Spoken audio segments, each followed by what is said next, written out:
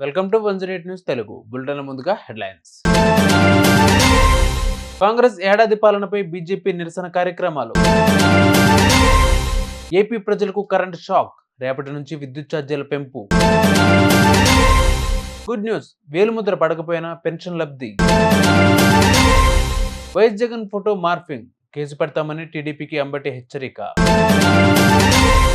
బంగ్లా హిందువులు సేఫ్ అంటూ అక్కడ మీడియా ఫేక్ సర్వే.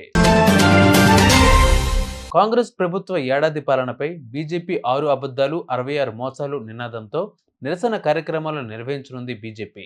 నేటి నుంచి డిసెంబర్ 5 వరకు రాష్ట్ర వ్యాప్తంగా ఆందోళన చేపట్టనుంది. ఇవాళ కాంగ్రెస్ వైఫల్యాలపై ఛార్జిషీట్లను ప్రదర్శించనుంది. రేపు జిల్లా స్థాయిలో బాధితుల నుంచి ఫిర్యాదులు స్వీకరించనుంది. డిసెంబర్ 2, 3న బైక్ ర్యాలీలు నిర్వహించనుంది. ఈ సమయంలో ప్రతి నియోజకవర్గ కేంద్రంలో 2000 మందితో సభలు నిర్వహించనుంది బీజేపీ. రాష్ట్రంలో విద్యుత్ ఛార్జీల పెంపునకు ఈఆర్సీ ఓకే చెప్పింది. 2023-24 సంవత్సరానికి సంబంధించి 9,412 కోట్ల ఇంధన సర్దుబాటు ఛార్జీలను వసూలు చేయాలని ఆదేశించింది. యూనిట్కు 92 పైసల చొప్పున రేపటి నుంచి 2026 నవంబర్ వరకు వసూలు చేయాలంది. 9,412 కోట్లలో వ్యవసాయ విద్యుత్ రాయితీ 15,000 కోట్లను ప్రభుత్వం చెల్లించాల్సి ఉంటుంది. దాదాపు 7,912 కోట్లు ప్రజలపై భారం పడనుంది. రాష్ట్రంలో వృద్ధాప్య పింఛన్ల పంపిణీ సమయంలో వేలిముద్రలు పడకపోవడం సమస్యగా మారింది.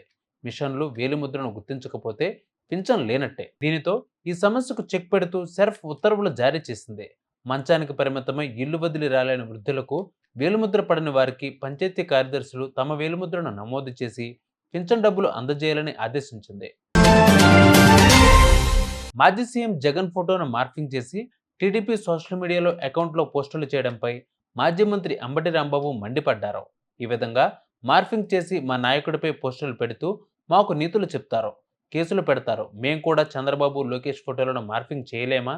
ఈ అసభ్యకర పోస్టులను తక్షణమే డిలీట్ చేయండి, లేదంటే చట్టపరమైన చర్యలకు వెళ్తాం, జాగ్రత్త అంటూ ఏపీ పోలీసులకు ట్యాగ్ చేశారు అంబటి రాంబాబు. బంగ్లాదేశ్లో దేవాలయాలు, హిందువులపై దాడులు ఆందోళన రేకెత్తిస్తున్న వేళ చర్చను తప్పుదారి పట్టించేందుకు అక్కడ మీడియా ప్రయత్నిస్తోంది. యూనస్ ప్రభుత్వంలో మైనారిటీలు సురక్షితంగా ఉన్నట్లుగా చెబుతున్నారంటూ ఓ సర్వేను విడుదల చేశాయి. అయితే 1000 మందిని సర్వే చేయగా అందులో 92.7% ముస్లింలే ఉండటం గమనార్హం. హిందువుల రక్షణ గురించి ముస్లింల అభిప్రాయం ఎలా ప్రతిబింబిస్తుందని పలువురు ప్రశ్నిస్తున్నారు. చూసారుగా ఇవి ఇవాల్టి బులెటిన్ అప్డేట్స్. మరిన్ని అప్డేట్స్ తో మళ్ళీ మీ ముందుకు వస్తాను. అంతవరకు keep watching 108 news Telugu. Please subscribe to 108 TV. Subscribe to 108 TV.